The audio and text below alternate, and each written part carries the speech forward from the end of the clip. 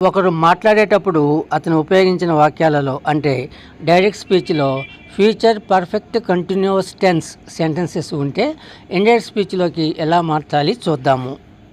She said, ఆమె చెప్పింది. I will have been working, నేను పని చేస్తూనే ఉంటాను అంటే ఫ్యూచర్లో. ఆ చెప్పినప్పటికీ ఫ్యూచర్ అవుతుంది అది. అంటే ఇక్కడ ఐ ఎవరు చెప్పింది ఆమె కాబట్టి షీ అవుతుంది. విల్ హ్యావ్ బీన్ కాస్త వుడ్ హ్యావ్ బీన్ అవుతుంది. షీ సెడ్ దట్ ఉండొచ్చు లేకపోవచ్చు. She would have been working, తను పని చేస్తూనే ఉంటానని ఆమె చెప్పింది అని ఇండైరెక్ట్ స్పీచ్లో చెప్తాము. ఎస్ ఆర్ నో ఆన్సర్ ఇచ్చే క్వశ్చన్స్ డైరెక్ట్ స్పీచ్లో ఉన్నప్పుడు ఇండైరెక్ట్ స్పీచ్లోకి ఎలా మార్చాలి చూద్దాం. షీ ఆస్క్డ్, ఆమె అడిగింది. Will he have been studying for 2 hours, 2 గంటలుగా అతను చదువుతూనే ఉంటాడా అని అడిగింది. ఇక్కడ క్వశ్చన్ కాబట్టి విల్ అనే పదం సబ్జెక్టు హీకి ముందు ఉంది. ఇండైరెక్ట్ స్పీచ్లో సబ్జెక్ట్ తర్వాత అంటే స్టేట్మెంట్గా రాస్తాము. ఇది ఎస్ఆర్ నో క్వశ్చన్ కాబట్టి ఇఫ్ లేదా వెదర్ పదాలలో ఏదో ఒకదాన్ని ఉపయోగిస్తాం. She asked if he would have been studying for 2 hours, 2 గంటలుగా అతను చదువుతూనే ఉంటాడా అని ఆమె అడిగింది. ఫ్యూచర్ పర్ఫెక్ట్ కంటిన్యూస్ టెన్స్ చెప్పే విషయాలు ఎలా ఉంటాయి అంటే భవిష్యత్తులో ఒక సమయానికి జరుగుతూ ఉంటాయి చెప్పడానికి. క్వశ్చన్స్ అయితే ఒక సమయానికి జరుగుతూ ఉంటాయా అని అడగడానికి ఉపయోగిస్తాము.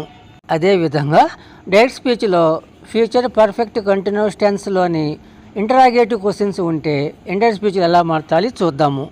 Wear will you have been staying, he asked, అతను అడిగాడు. మీరు ఎక్కడ ఉండబోతూ ఉన్నారు అని అడిగాడు.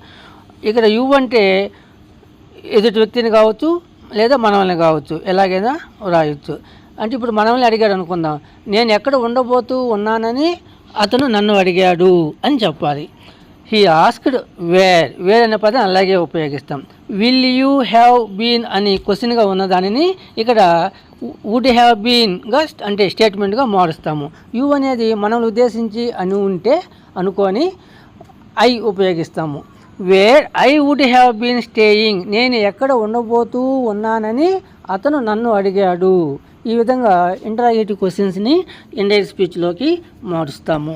డైరెక్ట్ స్పీచ్లో ఒకటి మాట్లాడేటప్పుడు future perfect continuous tense sentences ఉపయోగించి ఉంటే ఇండైరెక్ట్ స్పీచ్లో అంటే డైరెక్ట్ స్పీచ్లో విల్ హ్యావ్ బీన్ అని ఉంటుంది.